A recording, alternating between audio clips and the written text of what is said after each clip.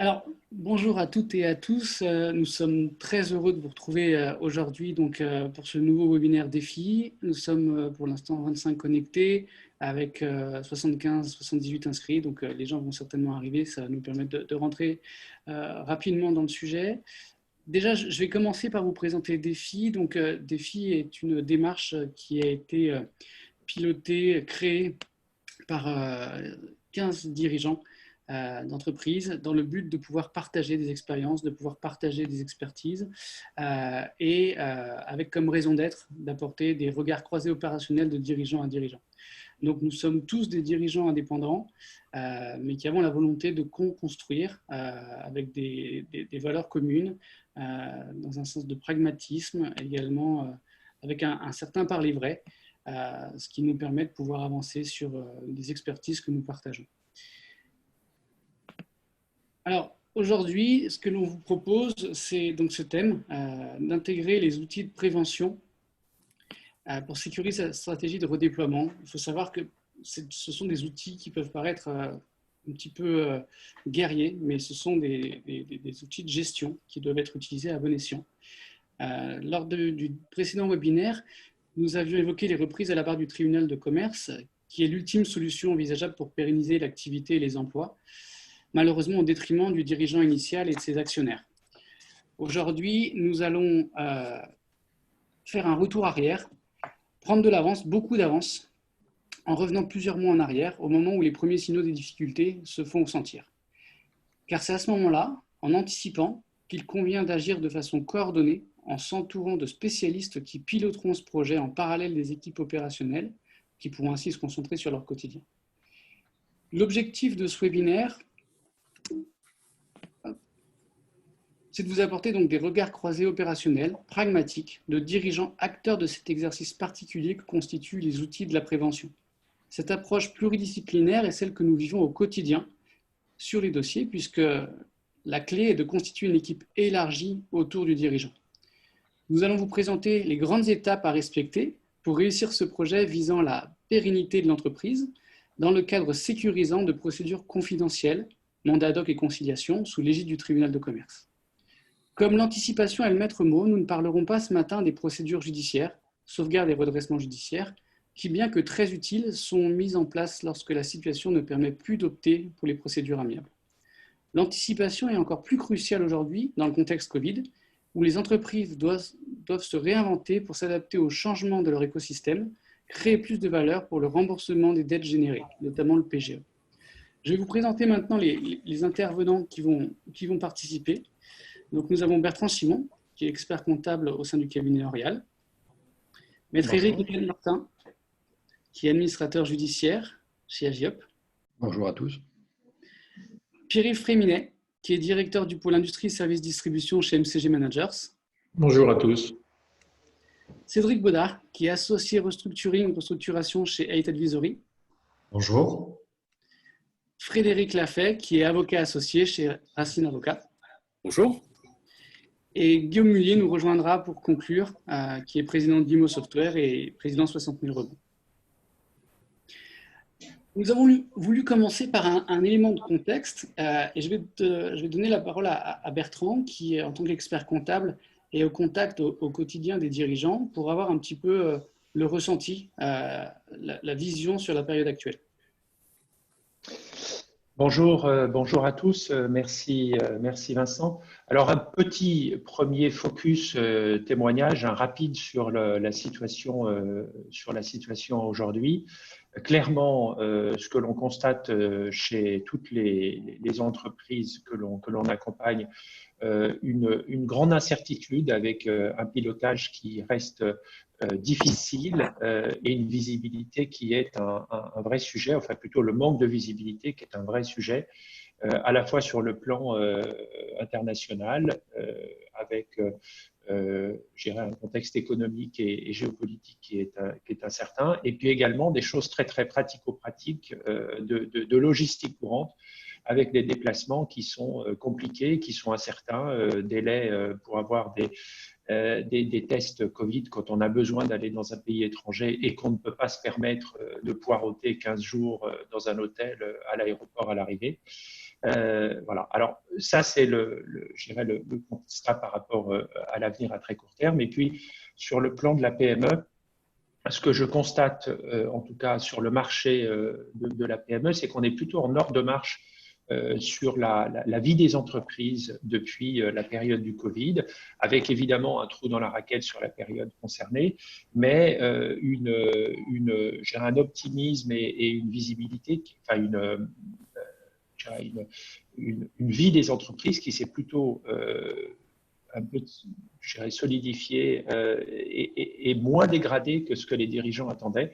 Évidemment, je ne parle pas, quand je fais ce commentaire général plutôt positif, je ne parle pas des secteurs qui ont été très, très fortement impactés sur l'événementiel, sur le tourisme, sur l'automobile, l'aéronautique au sens large. Un autre focus également par rapport au PGE, on a été très, très, très fortement sollicité sur la période mars-avril pour acter auprès des banques BPI et des banques classiques des demandes de PGE qui étaient très, très nombreuses. Et ce que je constate, c'est que depuis quelques mois, enfin depuis le mois de juillet, la demande par rapport à la mise en place de PGE est nettement moins forte et il y a eu un relâchement de ce côté-là. Maintenant, ça n'enlève pas ce que disait Vincent tout à l'heure, c'est-à-dire que ce sont quand même des dettes, mais on y reviendra plus tard. Voilà pour donner quelques éléments de regard par rapport à la situation actuelle du plan, je dirais, avant le stade des procédures collectives. Et Eric parlera plus précisément des sujets liés aux procédures. Voilà, Vincent, pour ce tout petit éclairage. Merci Bertrand. Effectivement, on va essayer d'être bref pour rester dans notre timing. On s'est donné 1 heure. Je te remercie en tout cas pour cet éclairage de contexte. Eric, le tribunal de commerce est un soutien du dirigeant et de ses équipes en période de turbulence. Quelle est la situation aujourd'hui ?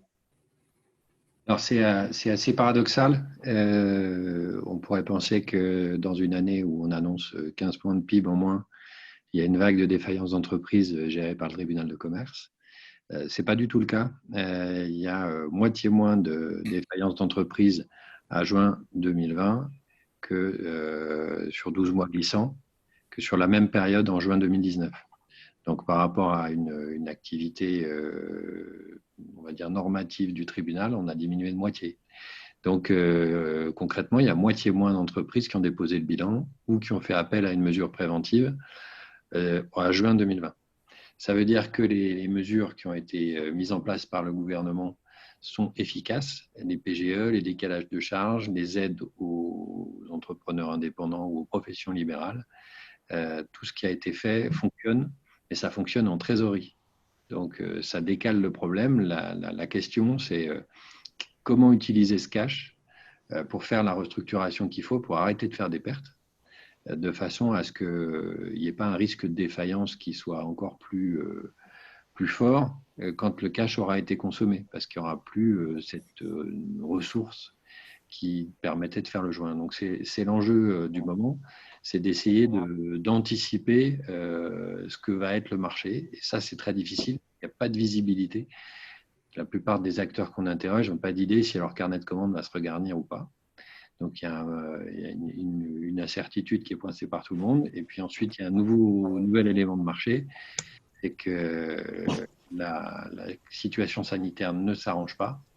On voit une flambée du virus et qu'on sait que dans toutes les entreprises, on va avoir des allers-retours entre la maison et le travail pour tous les collaborateurs, pour tout le monde. S'il y a un des enfants qui prend le Covid, si un collègue a le Covid, on devient tous cas contact et on est test négatif, on reste 8 jours à la maison, test positif, on reste 15 jours à la maison. Donc, ça veut dire qu'il va y avoir un risque de désorganisation pour les entreprises qui est assez fort. Tout à fait. Malheureusement, c'est des choses qui sont plutôt en train de se raffermir encore en termes de dispositifs. Nous sommes tous dirigeants face au même manque de visibilité, avec la nécessité de poursuivre la gestion de nos entreprises et donc l'obligation de continuer à prendre des décisions de gestion. Même si les chiffres montrent un net retrait des défaillances, on a l'impression qu'un élastique est en train de se tendre et menace de claquer dans les prochaines semaines. Alors, le risque, c'est d'avoir trop attendu et d'aller vers une liquidation immédiate. L'objectif aujourd'hui, c'est évidemment de pouvoir réussir à voir les paliers qui vont être disponibles avant. Bertrand, comment évaluer dès aujourd'hui la situation et anticiper les actions qui permettront d'éviter le pire?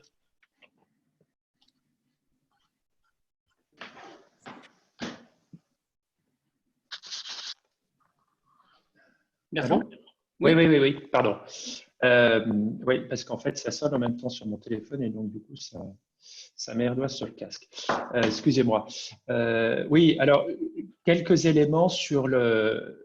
je pense que les mots-clés et qui effectivement sont rappelés et vont être fortement insistés durant tout cette session, c'est vraiment anticipation et anticipation. Alors, moi, je mettrais un petit mot en plus de l'anticipation, c'est l'identification, parce que pour anticiper, il faut être à même, si on remonte un coup en avant, en arrière, c'est d'avoir la possibilité d'identifier les éléments. Et donc, je vais surtout témoigner sur cet élément-là. Et par identification, pour moi, c'est des sujets qui sont assez connus, mais qu'il est parfois difficile de mettre en place, qui sont des sujets liés au pilotage de l'entreprise, on va dire les outils de gestion, même classiques. On peut dire que le pilotage, je dirais, en bon père de famille, le retour sur les éléments basiques de fonctionnement de l'entreprise sont vraiment des sujets de préoccupation majeure. Alors, je voudrais faire un focus sur deux éléments, la partie trésorerie d'une part et la partie BFR d'autre part. Et puis, les autres animateurs de ce webinaire témoigneront également sur des sujets de performance et d'organisation économique de l'entreprise. Mais pour ce qui est de ma partie, sur la partie vraiment financière, on a besoin, pour identifier les problèmes, d'avoir une position de trésorerie, d'avoir un suivi de l'entreprise qui soit à jour et qui soit fiable. Et ces éléments-là sont des objectifs en soi et l'organisation des entreprises ne permet pas toujours d'avoir une vision véritablement pilotée et prévisionnelle de la vie de l'entreprise au travers de sa trésorerie. Donc, mon conseil, vraiment, c'est d'avoir un outil, on va dire, proactif, c'est-à-dire une trésorerie qui est mis à jour au fil de l'eau, de façon à donner aux dirigeants, à tout moment, la possibilité d'identifier des sujets de problèmes à venir et d'être à même de les anticiper. Alors, le tableau prévisionnel de trésorerie, il se pose un certain nombre de questions techniques que vous pourrez aborder avec vos conseils. Il doit servir aux dirigeants, inévitablement.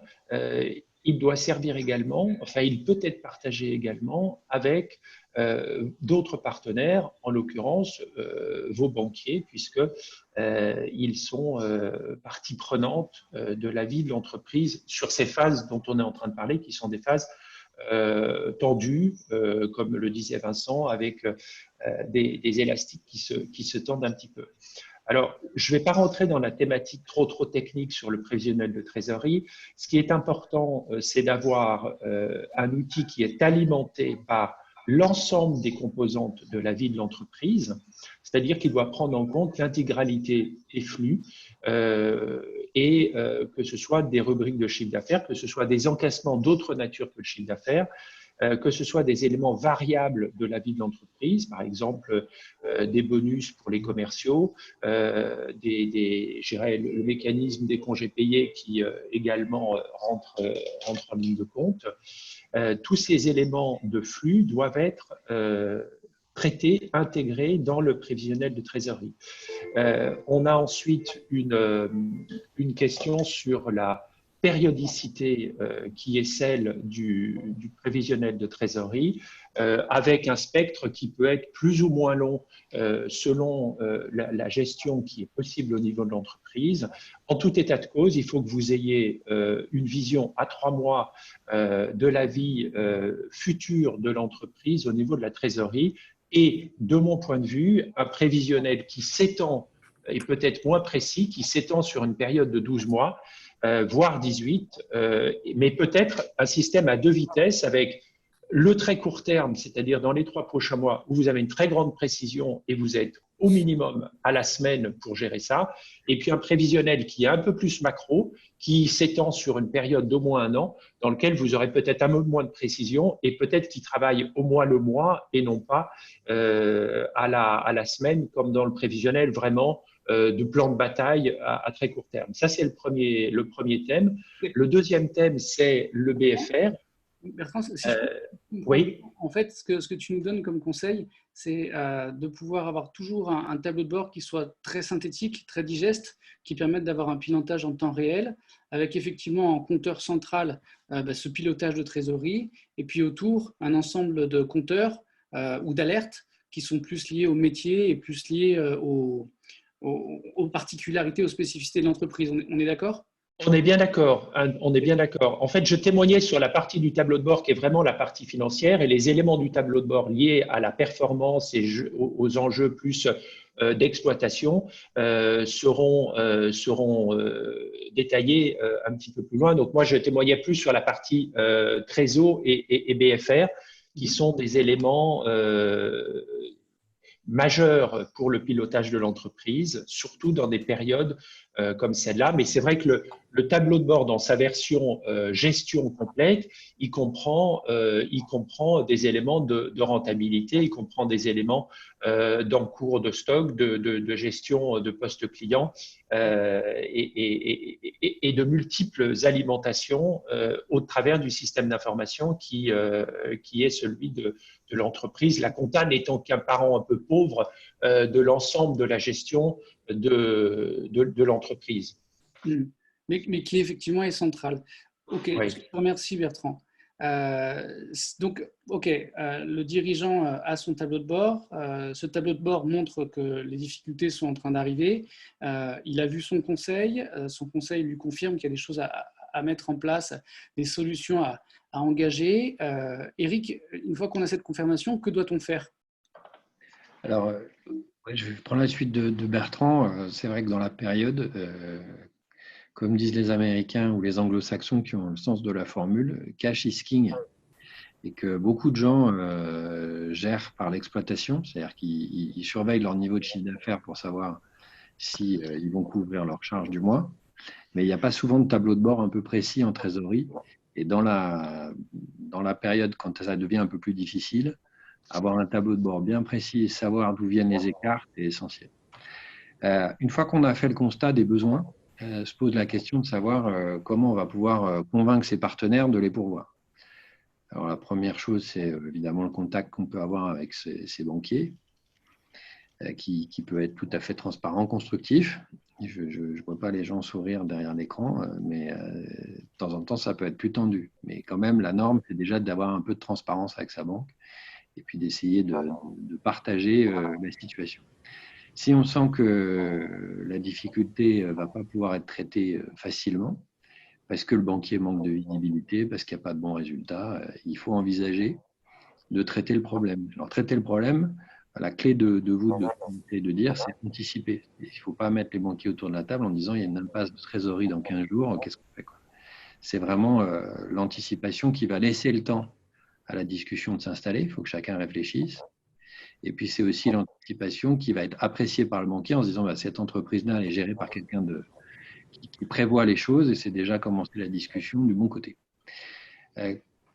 Côté tribunal, côté procédure judiciaire, qu'est-ce qu'on peut faire ?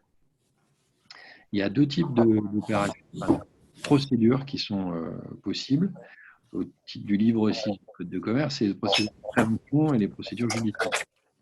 La prévention, traitement, le tribunal de commerce fait plusieurs types de prévention. Il y a la prévention de détection, c'est-à-dire qu'ils vont recevoir des informations du commissaire aux comptes ou d'injonctions de payer qui arrivent pour une entreprise et ils peuvent convoquer le dirigeant à un entretien spontanément, ce qu'ils appellent la prévention de détection. Quand quelqu'un est concerné par cette proposition de rendez-vous, évidemment, il faut y aller. Et puis ensuite, il faut en parler à son conseil pour essayer de préparer ce rendez-vous et de façon à ce qu'il soit efficace. Ensuite, il y a une prévention traitement, c'est-à-dire le tribunal peut adjoindre un professionnel pour essayer d'aider. Donc ça, cette prévention confidentielle, c'est sa caractéristique essentielle par rapport à une procédure judiciaire de sauvegarde ou de redressement qui est publique. Le mandat ad hoc ou la conciliation, c'est confidentiel, secret.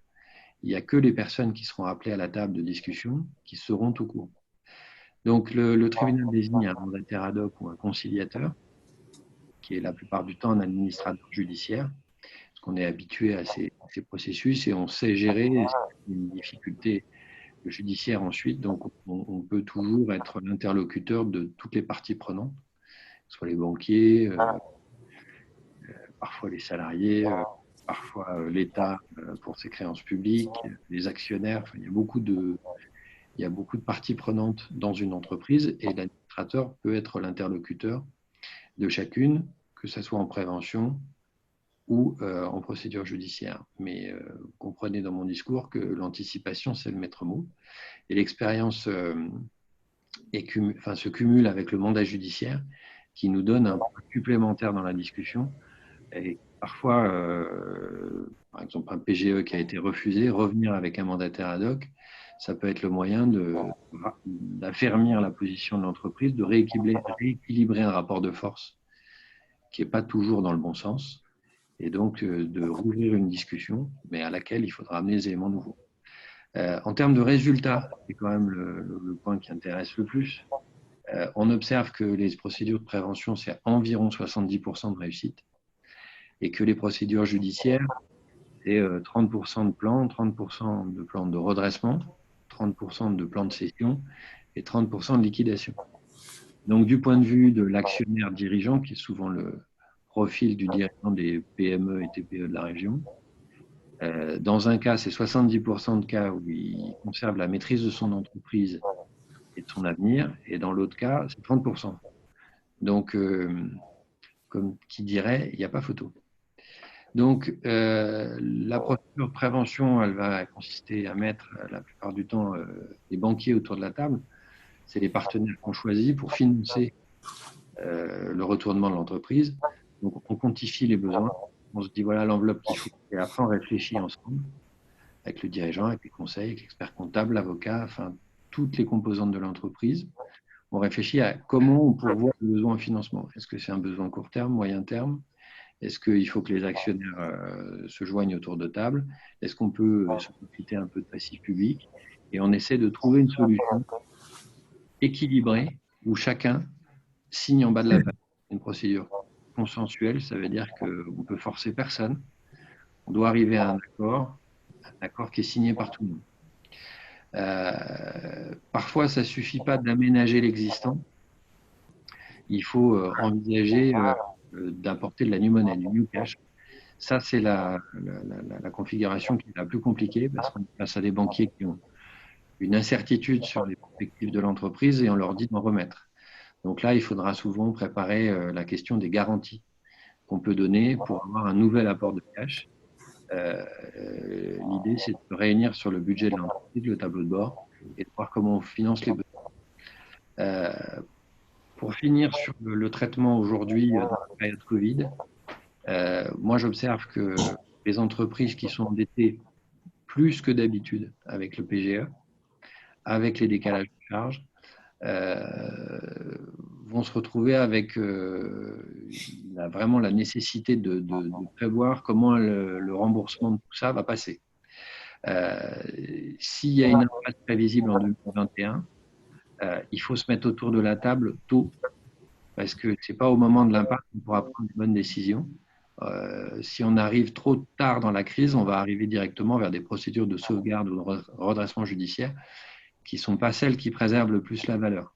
Donc il vaut mieux faire un pas vers ses partenaires tout de suite, même si on se dit j'ai de la trésor, j'ai eu mon PGE, je vais attendre d'y voir clair. Donc c'est vraiment l'anticipation.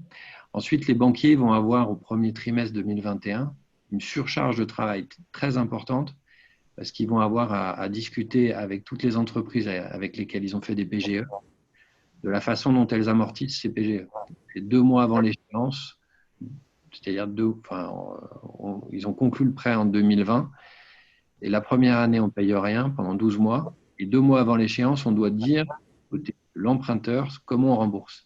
Et donc, il va y avoir des discussions avec les banques au premier trimestre 2021 et elles vont avoir une surcharge de travail. Donc, revenir vers elles pour parler d'une situation un peu complexe qui nécessite un temps d'analyse, je pense qu'il vaut mieux l'anticiper en cette fin 2020 plutôt que d'arriver en début 2021. Il faut être aussi attentif aux signaux des assureurs crédits qui, très inquiets de la situation économique nationale, ont tendance à faire des décotes. Et la décote de l'assureur crédit, c'est la flambée, on paye ses fournisseurs plus courts et ça coûte cher.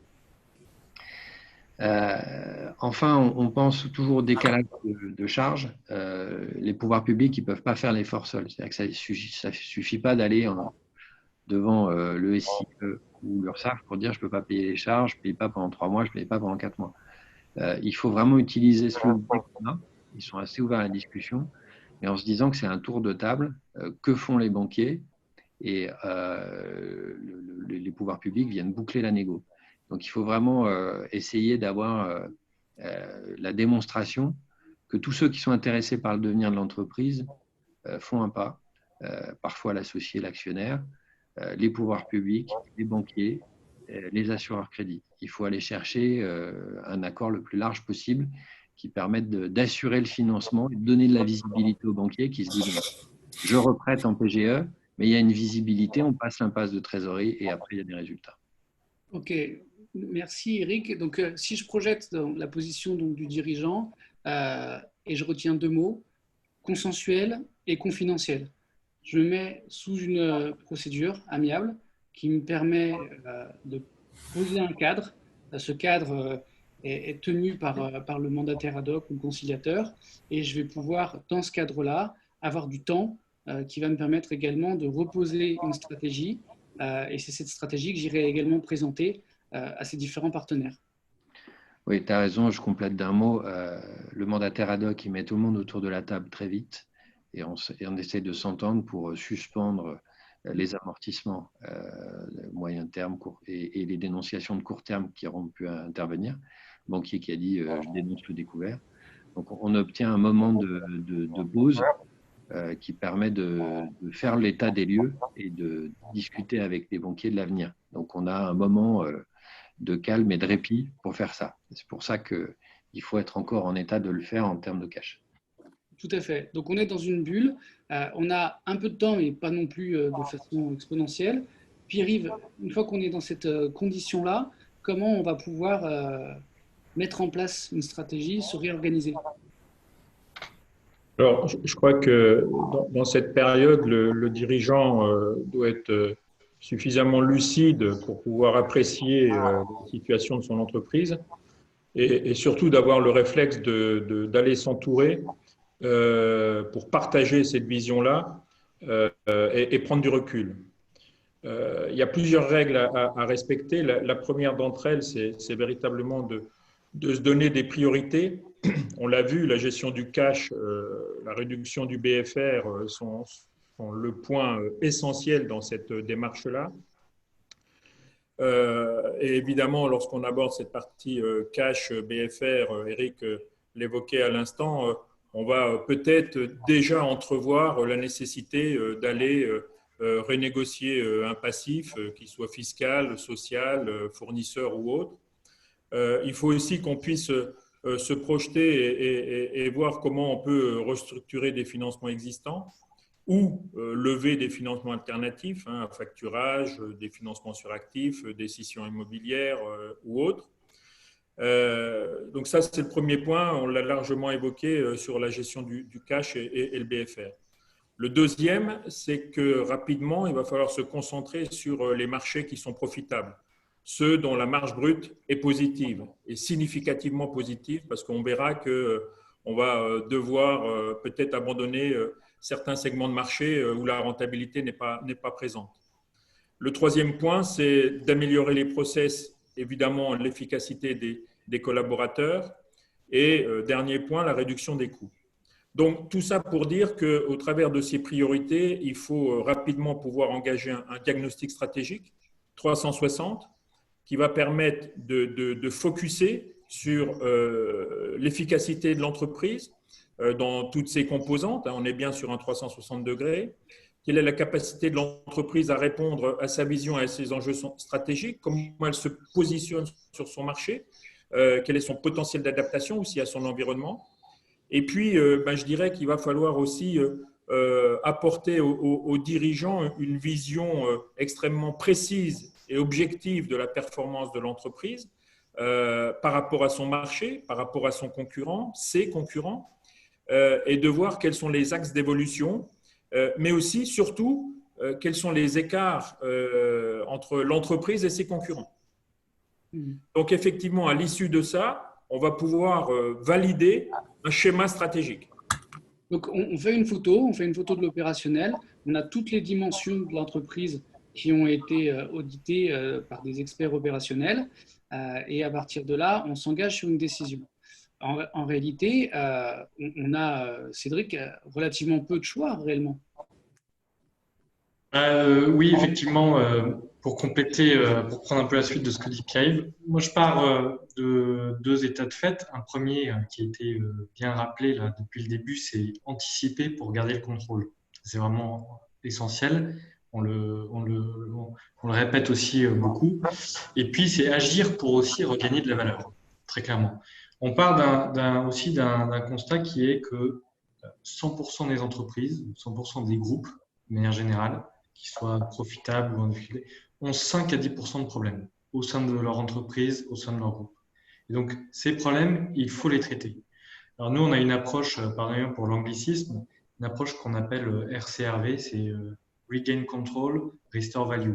Regain Control, Restore Value. C'est arrêter de subir, reprendre la main, reprendre le contrôle pour regagner de la valeur. Alors, pour ça, Pierre-Yves parlait effectivement de diagnostic 360. Effectivement, on parle de diagnostic juridique d'une part, opérationnel d'autre part, et financier de la situation pour prendre la bonne décision.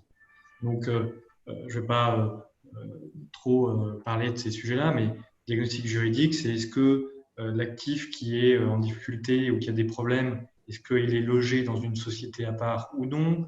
Est-ce qu'il y a des garanties qui ont été données par la société mère ou pas? Est-ce que cette société-là est en attestation des paiements ou pas? Il y a pas mal de sujets juridiques dans ce diagnostic à faire. Hein. Quand je parle de diagnostic, voilà, l'idée c'est de poser les sujets. Hein. On peut le formaliser de manière très concrète ou pas réellement, mais en tout cas en avoir conscience. Diagnostic opérationnel, est-ce que la situation est redressable? Si oui, comment? Quelles seraient les conséquences d'une fermeture ou d'une cession sur les opérations, sur les autres activités ou les autres sociétés, hein? Pierre-Yves en reparlera, je pense, après. Et puis, diagnostic financier, combien faut-il d'argent pour soutenir la société ou l'activité? Quand aura lieu l'impasse de trésorerie? De combien il faut, hein, pour la redresser? Ou combien d'argent il faut mettre pour fermer la société ou l'activité ou la céder? Et puis, dans ce cas-là, quel serait l'impact sur les ratios d'équilibre financier, hein, pour respecter aussi les ratios dette nette sur EBITDA ou sur les fonds propres au niveau du groupe. Donc voilà, donc, à l'issue de ces diagnostics, on peut se poser la question, est-ce qu'il vaut mieux, concernant ces actifs en souffrance, fermer, ou est-ce qu'il vaut mieux céder ou restructurer ou redresser? Et là, je parle donc de filiales, je parle d'activités, de business unit, d'une usine, d'un point de vente, d'une agence. Ça peut être vraiment plein de choses. Donc voilà, donc bon, fermeture. Et là, en fait, par rapport à ces trois possibilités, hein, fermeture, cession, restructuration, les procédures de prévention, mandat ad hoc, conciliation, sont de bons outils.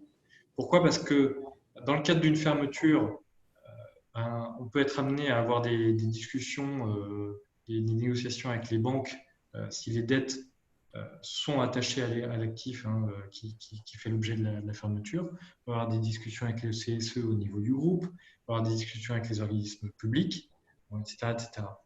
Pour une cession, on a des cas où la cession peut se faire dans le cadre d'un mandat ad hoc ou d'une conciliation. Ça peut être rassurant pour les deux parties, pour le cédant et pour le cessionnaire. On peut aussi, je vais en parler très rapidement, mais envisager une cession dans le cadre d'un pré-pack cession. C'est-à-dire que dans le cadre d'un mandat ad hoc ou d'une conciliation, avec l'aide du mandataire ad hoc ou du conciliateur, on organise, on recherche, le mandataire ad hoc, le conciliateur recherche un repreneur et la cession se fait dans le cadre d'un redressement judiciaire qui dure extrêmement peu de temps, donc avec très peu d'impact sur le fonds de commerce. Bon, et puis la restructuration, restructuration opérationnelle, restructuration financière. Donc là, comme l'a expliqué Eric tout à l'heure, l'intérêt d'un mandat ad hoc ou d'une conciliation n'est plus à démontrer. Deux exemples très brefs que je ne vais pas beaucoup développer, mais pour vous montrer que ce que je présente là, c'est très concret. J'ai vu que pas mal de ces trois situations sur le seul groupe RBDH qui n'existe plus aujourd'hui pour différentes raisons, mais qui était un groupe assez conséquent, d'un peu plus de 100 millions d'euros de chiffre d'affaires, qui était un sous-traitant en mécanique de précision et qui comptait un petit peu plus d'une dizaine de filiales. En fait, suite à la crise de 2008, comme c'était un sous-traitant, les principaux clients du groupe en fait, ont réinternalisé les volumes pour charger leurs propres activités, leurs propres usines. Donc, il y a eu un vrai manque d'activité au sein du groupe. Et j'ai eu le cas sur ce dossier d'une conciliation au niveau de la société mère pour réaménager la dette bancaire, premier point. Le cas d'une cession in bonis d'une des filiales dans le cadre d'une conciliation. Et puis, troisième cas de figure, où le groupe a cherché à vendre une autre filiale dans le cadre de la conciliation, et ça s'est terminé par une cession dans le cadre d'un pré-pack cession. Un autre exemple très rapide, Vincent, si j'ai le temps, un exemple d'un groupe de prêt-à-porter de luxe dont je ne peux pas communiquer le nom, 75 millions d'euros de chiffre d'affaires, un mandat ad hoc qui a duré à peu près 6-8 mois. Et pendant ce mandat ad hoc, il y a eu deux objectifs. C'était réduire les pertes d'exploitation. Donc, pour réduire les pertes d'exploitation, il y a eu une cession de plusieurs points de vente, d'accord, donc prêt-à-porter, des points de vente déficitaires en France et à l'étranger. On a mis en œuvre la fermeture d'un atelier en Italie. Et puis, il y a eu aussi un petit PSE dans un autre atelier en France. Ça a permis de rétablir, d'améliorer la rentabilité. Et puis l'autre aspect plus financier, l'objectif était de réaménager la dette, de réduire l'endettement, et donc il y a eu des cessions de murs de boutiques, puisque le groupe avait des murs. Voilà, donc une panoplie de mesures dans le cadre de ces procédures très efficaces de mandat ad hoc et de conciliation. Ce qui est important, c'est de retenir ici que ces solutions sont adaptées aussi bien effectivement à des grands groupes qu'à des petites entreprises. On va des fois faire de la procédure amiable sur des sociétés beaucoup plus caractéristiques du tissu régional, mais que ce qui compte dans tous les cas, c'est effectivement d'avoir cette anticipation et d'être bien conscient du nombre de choix dont on dispose. Ces trois choix, c'est je retourne, je ferme ou je vends. Et ça peut permettre de sauver l'intégralité.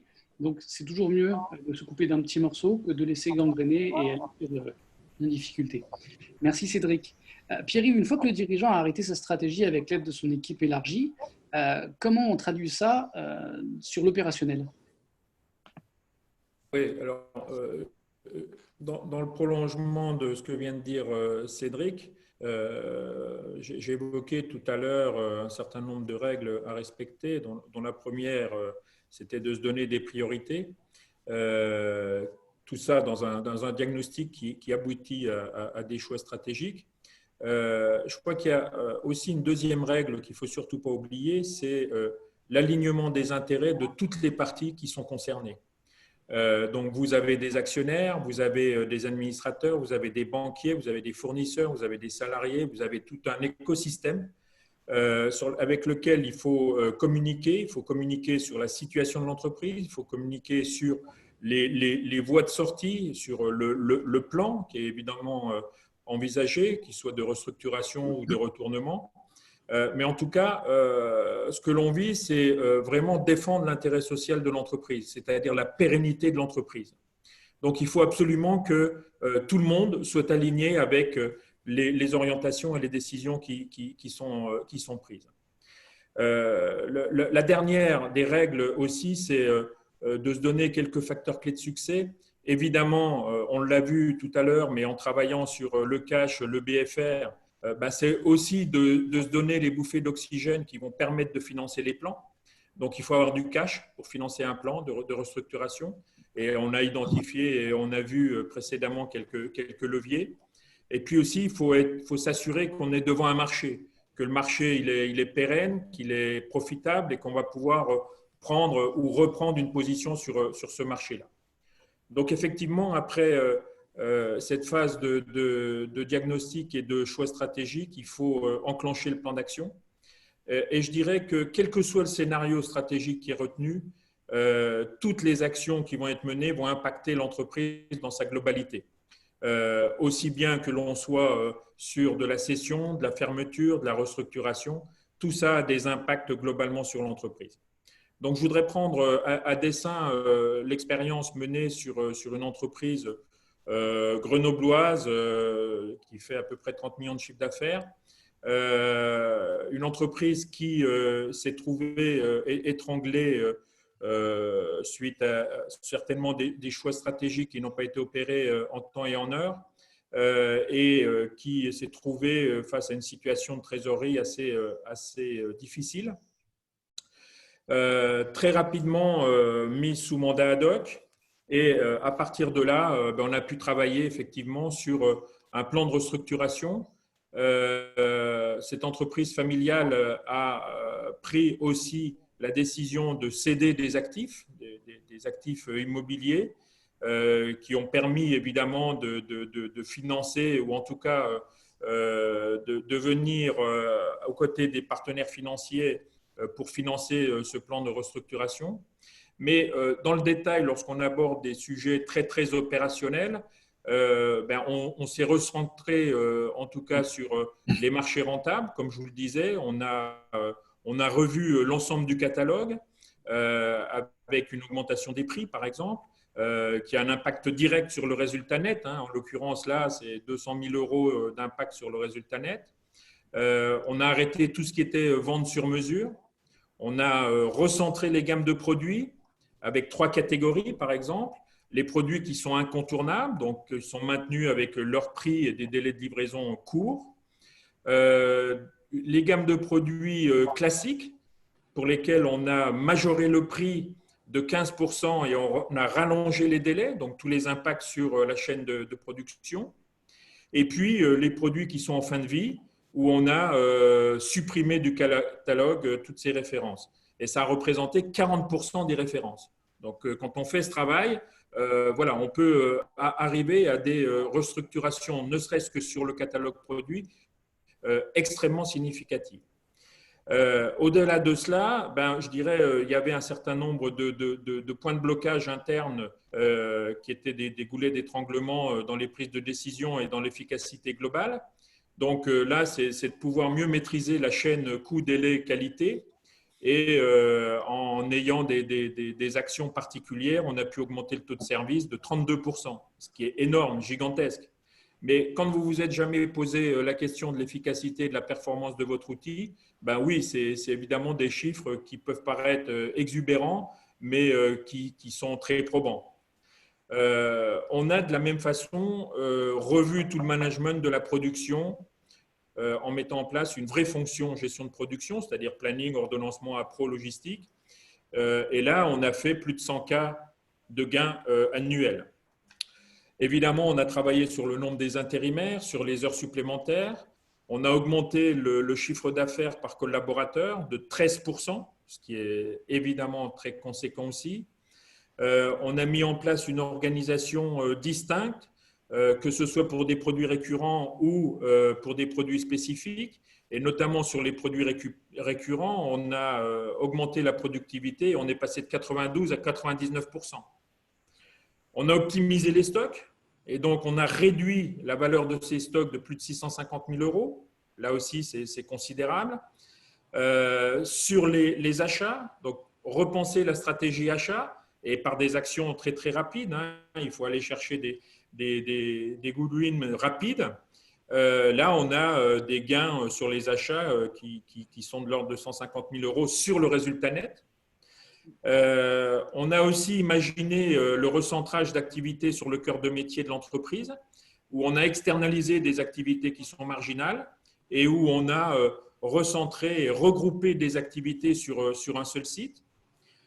On a mené aussi un plan d'investissement avec un plan de productivité usine, avec des inventaires tournants, des chantiers 5S, des chantiers Oshin, des codes barres pour les stocks.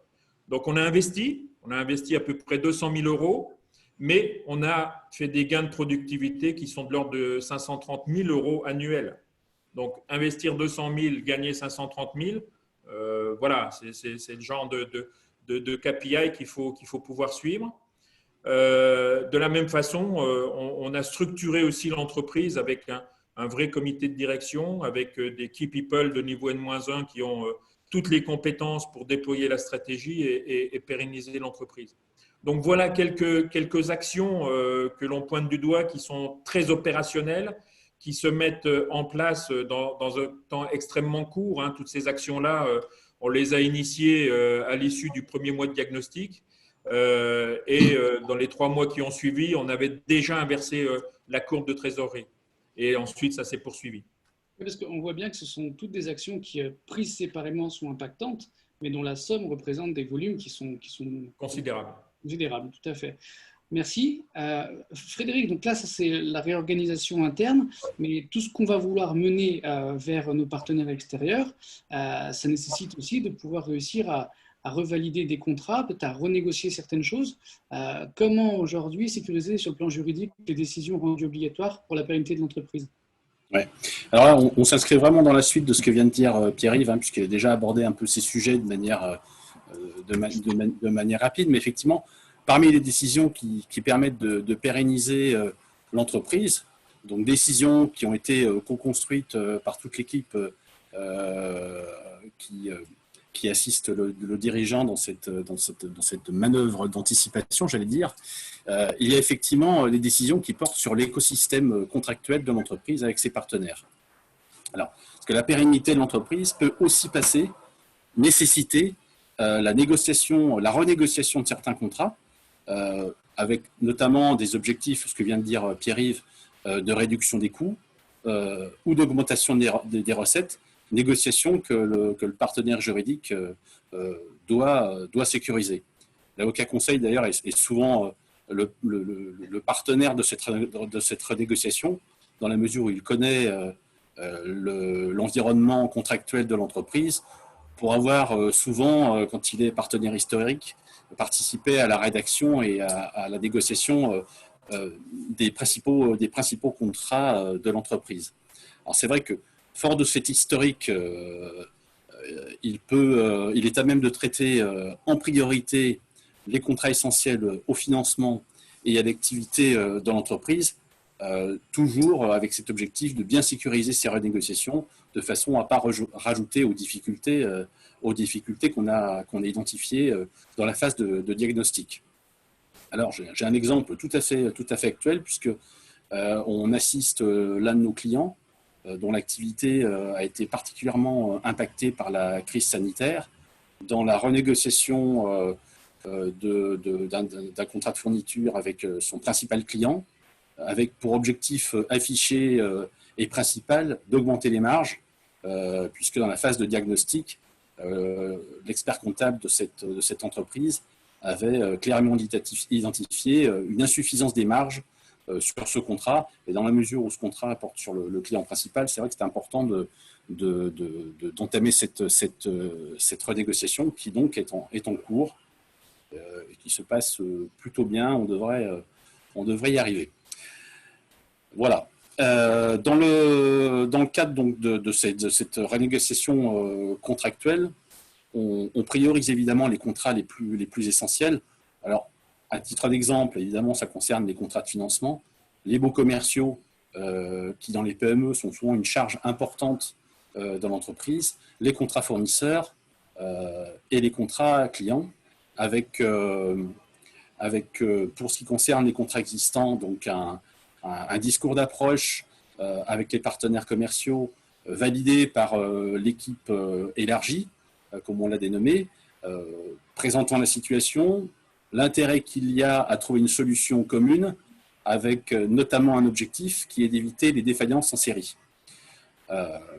Donc sur les contrats de financement, la renégociation portera principalement sur les taux, sur la durée, et puis on regardera aussi de manière assez précise les garanties que le dirigeant a pu apporter, parce que si on entre dans une phase de turbulence et que le dirigeant a apporté des garanties personnelles, notamment des cautions, ce n'est pas forcément inintéressant de réfléchir à une renégociation, même si on sait que ce n'est pas forcément évident à renégocier, mais c'est une vigilance qu'il faut apporter sur ce point-là.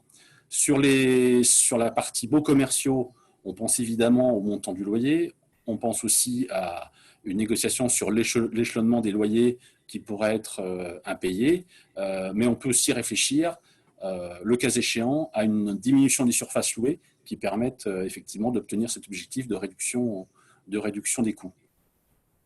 Pour les contrats fournisseurs, on pense essentiellement au barème de prix, au barème de remise et au délai de paiement. Et puis pour les contrats clients, là je rebondis sur l'exemple que j'ai cité tout à l'heure, c'est effectivement une analyse des marges.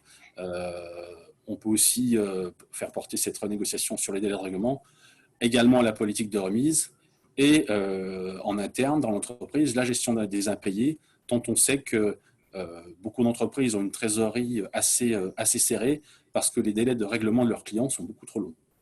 Et on est tous un petit peu dans cette logique-là. S'il n'est pas possible ou un peu tendu de renégocier les contrats existants, parce qu'on imagine bien que les partenaires commerciaux ne sont pas forcément favorables à ce type de renégociation, on peut aussi, plan B, j'allais dire, changer ses partenaires, même si ce n'est pas forcément la solution à privilégier dans la mesure où il faut gérer des préavis de fin de contrat. Mais on peut très bien remettre en concurrence certains fournisseurs, les établissements bancaires et certains prestataires, toujours dans ce but de réduction des coûts. Et puis la seconde piste, à côté des contrats nécessaires à l'activité, seconde piste qui offre aussi des leviers, c'est la gestion sociale. C'est un point qui a été abordé aussi par Pierre-Yves, qui peut permettre aussi d'atteindre cet objectif de pérennité avec une réduction des coûts, en tout cas une gestion différente des coûts, avec différentes pistes comme le non-renouvellement des CDD, la mise en place du chômage partiel, et on sait tous qu'en ce moment c'est une des armes de pérennité, les différés d'embauche ou la recherche en interne de ressources plutôt que de réaliser une embauche externe, la mise en place de forfaits d'heures, et puis également, ce que citait Pierre-Yves, la gestion des heures supplémentaires, qui sont aussi un levier de réduction des coûts. Très bien. Merci Frédéric. Effectivement, on prend des décisions et après, on va les acter sous forme de contrat avec nos différents partenaires. Cédric, il reste quand même le catalyseur de la procédure amiable, c'est-à-dire la restructuration. C'est elle qui va permettre le bon déploiement de la stratégie repositionnée. Peux-tu nous expliquer la mise en place de cette restructuration ? Oui, donc effectivement, c'est vrai qu'il y a beaucoup de cas de figure, la plupart, où on ouvre un mandat ad hoc, une conciliation pour renégocier la dette de l'entreprise. Je dirais qu'il y a trois temps dans cette phase-là. C'est, en premier temps, comme on l'a déjà dit, c'est s'entourer de conseils ou d'experts, premier temps. Deuxième temps, c'est établir le diagnostic pour faire l'état des lieux de la situation. Et puis le troisième temps, qui est un temps plus long, qui est la phase de mise en œuvre des mesures. Juste un mot rapide sur le diagnostic financier, ça a déjà été cité, mais dans le diagnostic financier, on va chercher à comprendre l'origine des difficultés pour identifier les mesures qu'on pourra mettre en place demain, établir un prévisionnel d'exploitation pour donner de la visibilité, le décliner en prévision de trésorerie pour définir quand a lieu l'éventuelle impasse de trésorerie, et à combien s'élève le besoin. D'accord ? Et ensuite, on travaille sur les leviers à actionner ou les leviers à négocier. Et dans les leviers, il y a tout ce qu'on a dit jusque-là dans le webinaire, les leviers opérationnels, les leviers financiers, les leviers juridiques. D'accord ? Je ne vais pas en dire plus, je vais juste illustrer avec 2-3 cas pour permettre à chacun de se rendre compte qu'il y a une vraie diversité de cas que l'on traite avec succès. Un premier cas que j'ai eu il n'y a pas très longtemps sur un petit groupe de transport qui était en difficulté, en tension de trésorerie, par manque de rentabilité et aussi à la suite d'une acquisition qui a été financée par la dette senior et cette acquisition s'est révélée moins rentable que prévu. Qu'est-ce qu'on a fait sous l'égide d'un mandataire ad hoc? C'est qu'on a déjà, on lui a donné une bouffée d'oxygène en gelant les emprunts moyen terme, d'accord. On a réétalé sur une durée plus longue les emprunts moyen terme et on a aussi renégocié les contrats de crédit bail et de location financière des tracteurs, des camions, d'une année supplémentaire parce qu'on a fait une analyse permettant de mettre en évidence que la valeur résiduelle avec une année de plus sécurisait tout autant le crédit bailleur. Donc, on a à la fois donné de l'oxygène à la société à court terme et beaucoup d'oxygène à horizon moyen terme, à horizon 3, 4, 5 ans. Un deuxième exemple concernant une scierie qui a investi un an de son chiffre d'affaires pour remplacer l'ensemble de sa ligne. Cet investissement a été financé par des contrats de crédit bail, donc plusieurs crédits bailleurs, sur une durée de 7 ans. Il s'est avéré que les échéances du crédit bail sur 7 ans, en investissant un an de son chiffre d'affaires, ne fonctionnaient pas. Et donc, nous, on a intervenu pour calibrer quelle pouvait être la capacité de remboursement. Et donc, on a démontré à l'ensemble des partenaires bancaires, financiers, qu'il fallait réétaler ces contrats de crédit bail sur 12 ans. Et encore, la 12e année, il restait une dette boulette. Et on a mis dans le protocole que cette dette boulette, si l'entreprise ne pouvait pas la solder, qu'elle serait automatiquement étalée sur 3 ans de plus. C'est-à-dire qu'on est passé en fait de 7 ans initialement à 15 ans. Tout ça dans un mandat ad hoc, ça a été extrêmement bénéfique pour la société. Un dernier exemple, très concret, Pierre-Yves en parlait tout à l'heure d'un truc, un exemple analogue, un sous-traitant automobile, manque de rentabilité, premier effet, donc tension de trésorerie. Premier effet, on a gelé les emprunts moyen terme. Pareil sous l'égide d'un conciliateur. On a maintenu les concours court terme et puis tous ces deux effets nous ont donné le temps d'analyser les prix de revient industriels et on a mis en exergue qu'il y avait une énorme disparité dans les prix de revient, à la fois des prix de revient, certains prix très rentables, d'autres extrêmement déficitaires. Donc on a renégocié avec l'ensemble des clients, des constructeurs automobiles et des sous-traitants de rang 1 en direct, pour en fait réaligner les prix sur des prix de marché. Donc globalement, on a gagné 10% sur les prix de vente, d'accord, ce qui est considérable, hein, ça va être directement du résultat. Et puis il y a un client en particulier qui est un équipementier de rang 1 qui avait que des références déficitaires, hein, 30% de pertes sur ces références-là. Et ben, on a décidé d'arrêter littéralement la relation avec ce client. Frédéric parlait de ce cas de figure. Voilà, donc pour conclure, Vincent, dans toutes les situations, en tout cas, on l'a dit, je crois, dans tout ce webinaire, même constat, plus le dirigeant anticipe, plus on traite les problèmes tôt et plus les chances de succès sont vraiment importantes. Merci Cédric. Et effectivement, c'est vrai que quand on regarde là, sur cette heure de webinaire, on a quand même passé énormément de points en revue. On arrive sur une entreprise qui est complètement transformée, dont les liens avec l'écosystème a été renforcés, la communication a été rétablie. Bertrand, la dernière brique, n'est-ce pas de faire le bilan sur sur la performance des outils qui ont été mis en place et surtout ceux qui ont permis la détection pour peut-être demain encore mieux anticiper ou encore mieux pouvoir s'adapter, être agile face à des situations qui sont changeantes de plus en plus souvent? Oui, alors tu as parfaitement raison, Vincent. Tout le focus que l'on a fait, qui est véritablement un focus à 360 degrés, au travers des différents éléments qui peuvent remonter, qui peuvent alimenter l'outil de pilotage et un tableau de bord qui sera véritablement complet au sein de l'entreprise. Un système d'information qui s'enrichit par plusieurs canaux au sein de l'entreprise, des éléments liés à la gestion commerciale, des éléments liés à la planification de la production, à l'outil d'ordonnancement de la planification, enfin de la production, des outils liés à la RH. Il faut prendre en compte les effectifs internes, mais également les sous-traitants et le personnel intérimaire pour avoir une appréciation du côté force vive de production complète. Bref, des informations qui vont permettre d'avoir un tableau de bord qui sera vraiment un tableau de bord très large en termes de spectre, chiffre d'affaires et marge évidemment, par secteur d'activité, par business unit, un certain nombre de KPI. J'ai parlé de la trésorerie tout à l'heure, tout à fait au début, qui est quand même un élément, comme ça a été martelé, vraiment fort, parce que c'est le moment où ça va déraper, où on va avoir besoin de se raccrocher à la disponibilité de ces informations liées à la trésorerie. Bref, un diagnostic économique qui est plus large qu'une appréciation plus comptable.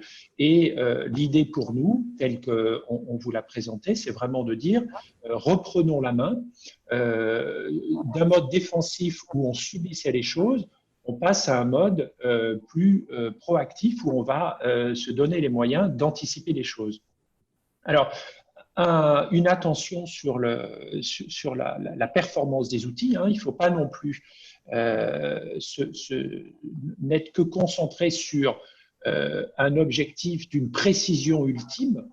Moi, je préfère des outils qui soient un petit peu moins faibles, dans une proportion évidemment acceptable, mais qui soient un petit peu moins faibles, un peu moins précises, mais par contre dans des délais plus rapides. Donc, il faut bien avoir à l'esprit la notion de quid de la précision versus le délai pour obtenir cette information et quid de la précision par rapport aux efforts déployés. C'est-à-dire que si on est avec un objectif de perfection à 100%, on va mettre beaucoup de temps et ensuite on va passer un temps fou à monter des états qui vont nous prendre, je dirais, une énergie déraisonnable par rapport à la précision que l'on cherche à avoir.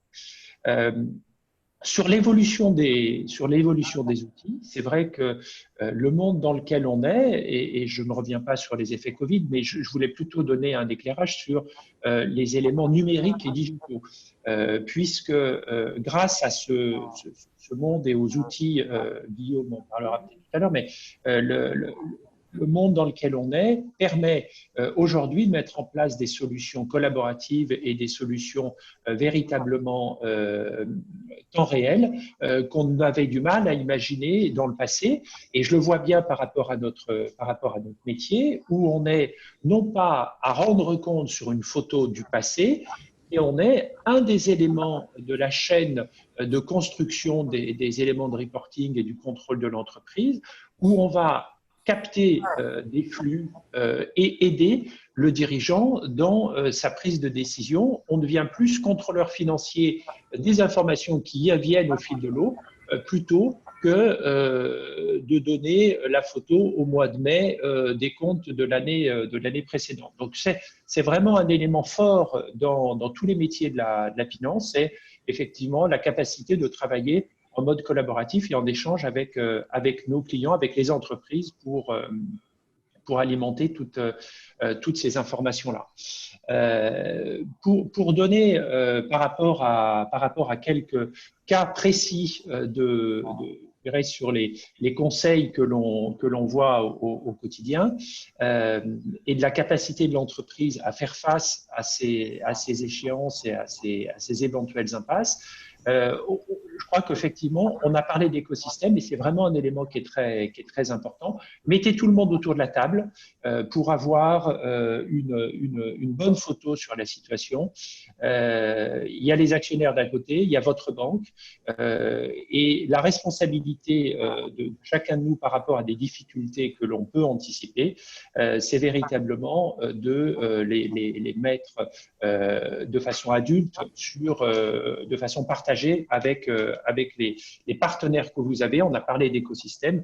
Votre banque fait partie de votre écosystème au même titre que vos principaux clients et vos principaux fournisseurs. Et chacun d'eux peut avoir un rôle, je dirais, dans le cadre de difficultés venues. Oui. Voilà. Donc là, vraiment, la complémentarité de nos métiers est pour moi un élément, et c'est bien le témoignage au travers de défis qu'on voulait également apporter sur les expertises que l'on peut mettre en commun au profit des entreprises et de leur bonne santé et de leur bon développement. Merci Bertrand et merci effectivement de donner ces symboles d'agilité et de capacité à se repenser, à travailler ensemble. Je pense qu'effectivement aujourd'hui la priorité c'est d'être capable de travailler avec son écosystème. On en vient justement à notre conclusion qui en fait va être extrêmement simple puisqu'elle tient en deux mots qu'on a tous répétés de nombreuses fois. C'est des mots d'action qui ont été le fil conducteur de vos interventions. C'est anticiper et s'entourer de professionnels aguerris pour mener ce projet crucial pour l'entreprise. L'expérience de ces situations permettra d'optimiser les choix et aussi, parce que c'est un élément très fort, la communication qui va autour de tout ça, puisque c'est des contextes particuliers avec pas mal de stress qu'il faut pouvoir réussir à gérer. Et là encore, être avec une équipe faite d'internes et d'externes, c'est parfait. On voulait tous laisser la parole à Guillaume qui nous fait le plaisir de nous accompagner sur ce webinaire et d'apporter la conclusion. Donc, Guillaume, je te présentais tout à l'heure donc en tant que fondateur et président de DIMO Software, mais aussi, et c'est quelque chose qui nous est cher, de président national de 60 000 rebonds, qui est une association qui est engagée auprès des entrepreneurs qui ont connu la faillite et qui s'est donné comme mission de changer de regard sur l'échec. Quel message tu veux faire passer, toi, aux dirigeants qui aujourd'hui peuvent être un petit peu en incertitude? D'abord, je suis comme vous confronté à ce marché qui est turbulent, donc il faut rester souple. Il faut rester souple, être en confiance et être en confiance et rester souple, ça veut dire ce qui était évoqué tout à l'heure, c'est être en communication avec son environnement, mais aussi en particulier avec ses proches. 60 000 rebonds aident les dirigeants qui ont liquidé leur entreprise. On l'espère que vous n'en ferez pas partie. On espère le moins possible qu'ils soient dans cette situation, mais néanmoins, c'est des choses qui arrivent. 60 000, c'était à l'époque de 2008. Maintenant, c'est tombé à 50 000 et on craint un retour, une accélération sur le début de l'année 2021. C'est créer une solidarité, c'est aussi ne pas avoir honte. Je crois que ce qui est important dans tout ce qui a été dit, dans l'anticipation, l'anticipation de la liquidation est importante. Si on n'a pas honte de ce qu'on vit, entrepreneur, c'est risqué de réussir et puis c'est risqué d'échouer. En France, d'ailleurs, souvent, on se dit qu'on n'a pas le droit ni de réussir ni d'échouer. Donc, moi, je suis un petit peu contre cette philosophie. On a le droit d'être fier de réussir, mais aussi de tirer les expériences de l'échec. Et tirer les expériences de l'échec, c'est faire face à son échec et de ne pas en avoir honte. Et un des points majeurs, c'est que la liquidation, si elle peut se restreindre à un échec professionnel, c'est déjà vachement mieux que ce qu'on appelle traditionnellement la règle des 3D ou la règle des 7D, et dont le point de départ, c'est le déni. Et si on est dans le déni, eh bien, on risque d'oublier pour préserver son entourage, préserver son conjoint, de le prévenir ou de la prévenir, avec comme conséquence, le jour de la liquidation, ce conjoint qui se sent trahi. Et d'où un certain nombre de divorces qui ne sont pas obligatoirement liés en tant que tel à l'aspect économique, mais parce qu'on n'a pas été sincère, on n'a pas été en vérité. Alors, c'est vrai qu'on doit cacher un certain nombre de choses à son entourage, c'est l'aspect confidentialité, parce que si on ne le fait pas, il y a peut-être des partenaires qui vont s'écarter, mais je crois que par contre, avec son conjoint, avec ses proches, avec sa famille. Il est important d'être en transparence parce qu'on aura besoin d'eux, de leur solidarité dans le rebond si malheureusement l'entreprise s'avère à tomber, à se casser la gueule. Et alors, ce qui est positif, c'est que la vie ne s'arrête pas à une entreprise. Après une entreprise, grâce notamment à 60 000 rebonds, on va se rendre compte que peut-être qu'on se fatiguait un petit peu sur un projet, et puis on va retrouver de nouveaux projets, et on va pouvoir se relancer. Et chez 60 000 rebonds, plus de 90% des rebonds se font en moins de 2 ans, et 50% en salariat, mais dans des jobs d'encadrement, et 50% vont se faire dans des recréations d'entreprises. Et parfois d'ailleurs avec d'autres rebondissants comme nous, et on fait des nouvelles équipes, et on recrée ainsi de la solidarité entrepreneuriale, à la fois avec des parrains et des coachs qui accompagnent l'association, mais à la fois aussi avec d'autres entrepreneurs qui ont connu les mêmes difficultés, qui sont arrivés aussi un peu assommés, mais qui rapidement sortent de cette situation de boxeur caout pour retrouver la pêche, et à ce moment-là, ils ont une pêche d'enfer. Donc, le métier d'entrepreneur, c'est le plus beau métier que je connaisse. Il y en a sûrement d'autres, mais je ne les connais pas. On se rend compte aussi que quand on est dans la mêlée, et là on est tous dans la mêlée, on est obligé de pousser très fort dans la mêlée, et encore faut-il qu'on pousse dans la bonne direction. Et c'est difficile de lever la tête dans une mêlée et en même temps de pousser. Si vous levez la tête, vous risquez de vous la faire couper. Donc c'est important là-dessus aussi d'avoir à tous les niveaux de la création jusqu'à la poursuite, jusqu'aux difficultés, voire le rebond, de se choisir des personnes qu'on a envie de nous accompagner, qui sont aussi des gens qui connaissent la mêlée, parce qu'il ne faut pas qu'ils racontent n'importe quoi, mais qui ne soient pas dans votre mêlée. Et donc, c'est tout le critère de l'accompagnement qu'on peut avoir, et ça, c'est vraiment quelque chose qui est fondamental. Donc, en effet, anticiper, ça permet de rebondir plus sûrement en entreprise. Si malheureusement, ça ne suffit pas, il n'y a pas de fatalité, comme dit Vincent, et on peut continuer avec de la bienveillance à rebondir, à repartir et à retrouver un nouveau bonheur, en ayant tourné une page néanmoins. Il faut accepter de tourner. Merci Guillaume, merci pour ce témoignage. Et merci à tous, merci messieurs.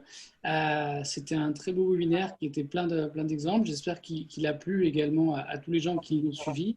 On a un petit temps de questions-réponses. Vous avez un outil de questions-réponses qui peut vous permettre de poser vos questions directement, ou vous avez le chat. N'hésitez pas si vous avez des questions. Voilà.